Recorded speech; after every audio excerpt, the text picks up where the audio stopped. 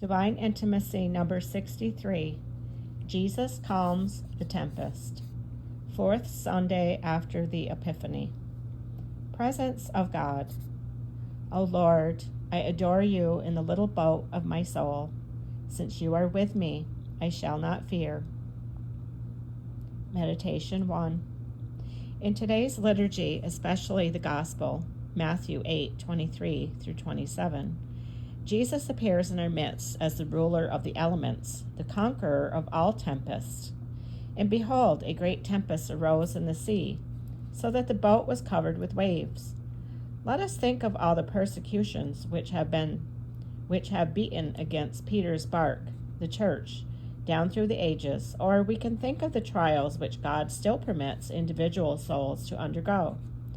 Whatever happens, the spirit of faith tells us that every struggle and tempest is willed, or at least permitted by God. Everything is grace. TCJ NV. Everything is a result of his infinite love. God is not a tyrant who crushes us, but a father who tests us because he loves us. If he permits sorrow, interior or exterior trials, personal or public vicissitudes, it is only to draw out of them some greater good. Virtue and goodness are strengthened in time of difficulty. The efforts made in bearing trials tend to make us surpass what we would have done had we enjoyed perfect calm. Jesus was sleeping peacefully in the stern of the boat when the terrified apostles awakened him. "Lord, save us, we perish."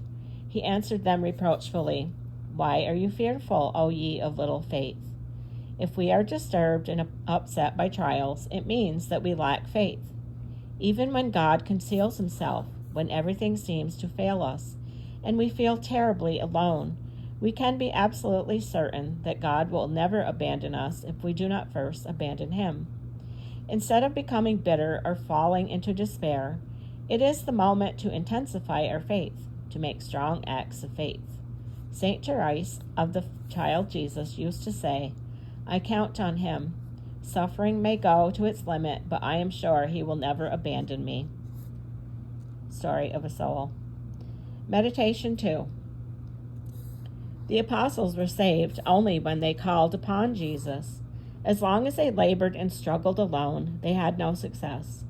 Many times we fail to surmount interior difficulties because we work alone. God wants us to experience our own insufficiency. Therefore, he lets us struggle until we have recourse to him with full confidence. Certainly, God wants our efforts, but he does not want us to place all our hope in them. This accounts for the small progress so many make on the road to sanctity. Too much reliance on their own resources, too little on God's help. We must be firmly convinced that our sufficiency is from God. 2 Corinthians 3:5. We must have less confidence in ourselves and more in God. Jesus can do all things, and confidence works miracles. We receive from God as much as we hope for. J.C. DN 2:21,8. There are other kinds of tempests too, such as those provoked by the difficulties we sometimes experience in our relations with our neighbor. St. Paul of the Epistle, Romans 13:8-10, gives us the remedy. Owe no man anything but to love one another. Love conquers all. Our love for God overcomes our interior storms. Our love for our neighbor, in whom we love Christ, overcomes the tempests which arise from dissensions, misunderstandings, and clashes of temperaments. If from certain people we receive only pain and trouble, let us follow the precious advice of St. John of the Cross. Where there is no love, put love, and you will find love. Letters 22. Colloquy.